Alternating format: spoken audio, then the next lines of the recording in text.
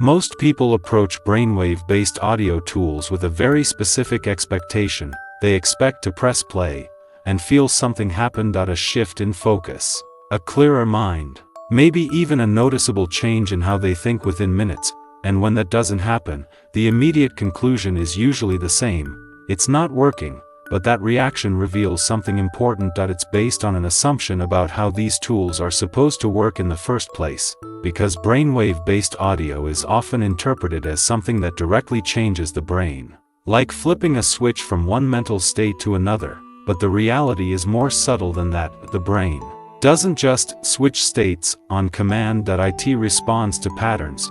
And when you listen to structured audio, especially rhythmic or frequency-based sound, the brain may begin to align certain aspects of its activity with those patterns. This is often referred to as entrainment, but even then, the effect is not absolute. It's partial, variable, and heavily dependent on context, which creates the first layer of mismatch between expectation and experience. People expect a strong, immediate result. But what often happens instead is something much harder to notice. A slight reduction in mental noise. A small increase in stability of attention, not a dramatic improvement, just less interference. And because that change is subtle, it often goes unnoticed. Or worse, it's dismissed. That leads to a second phase of frustration. People try different audio tracks, different frequencies, different durations. Sometimes they feel something, sometimes they don't. The inconsistency becomes the main takeaway, and from there, it's easy to assume that the results are random or even imagined. But the brain doesn't respond to audio in isolation. It responds as part of a system. Your level of fatigue, your environment, your expectations, and even your current mental state all influence how the audio interacts with your attention. The same track can feel calming one day and distracting the next, not because the audio changed but because the conditions changed. This is where many people start to misinterpret what they're experiencing. They're looking for a consistent output from an inconsistent system, and that disconnect creates confusion. To understand what to expect, it helps to shift perspective.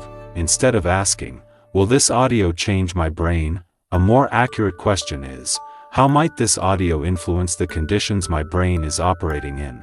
Because that's where the real effect tends to happen. Brainwave-based audio doesn't override your brain. It interacts with it. It introduces structured input, rhythm, frequency, repetition that the brain can respond to. But that response is not guaranteed, and it's rarely dramatic. It's more like adjusting the background conditions than changing the system itself, and that leads to a key turning point. The real issue isn't whether brainwave audio works. It's expecting it to produce immediate, obvious results. Once that expectation shifts, the experience becomes easier to interpret. Instead of looking for intensity, you start noticing consistency. Instead of asking, "Do I feel different?"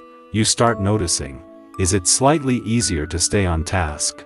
That difference in observation changes everything, because the effect, when it happens, is often indirect. You may not feel more focused, but you might notice fewer interruptions in your thinking. You may not feel calmer, but you might react less to distractions. These are small changes, but they are measurable in behavior, even if they're not dramatic in sensation. There's also another layer to consider. Not all audio works the same way. Highly complex or dynamic sounds can actually increase cognitive load.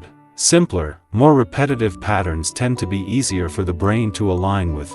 But even then, individual differences play a role. Some people respond more strongly. Others barely notice an effect. This variation is not a flaw, it's a reflection of how differently brains regulate attention and process input. So when trying brainwave-based audio tools, what should you actually expect?